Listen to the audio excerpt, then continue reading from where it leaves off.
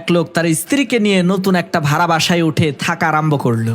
সকালবেলা যখন তারা স্বামী স্ত্রী দুইজনেই নাস্তা করতে বসলো, তখন লোকটার স্ত্রী ঘরের জানালা দিয়ে প্রতিবেশী এক মহিলার কাপড় রোদে শুকাতে দেখে বলতে লাগলো, হায় হায় সর্বনাশ, এই প্রতিবেশী মহিলা কি নোংরা গো, সে তো ভালো মতো কাপড়ই ধুইতে জানে না, দেখো কাপড়ের মধ্যে কত ময়লা লেগে আছে।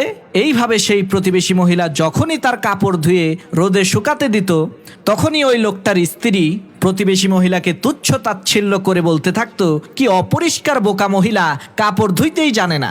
এইভাবে চলে গেল 1 মাস।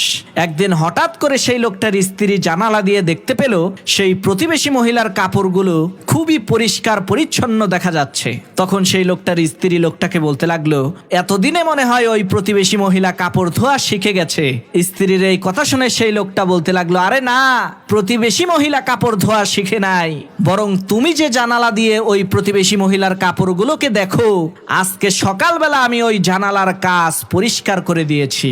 এই জানালার কাজগুলো অপরিষ্কার ছিল বলেই তুমি ওই প্রতিবেশী মহিলার পরিষ্কার পরিচ্ছন্ন কাপড়গুলোকে নোংরা মনে করে উপহাস করতে।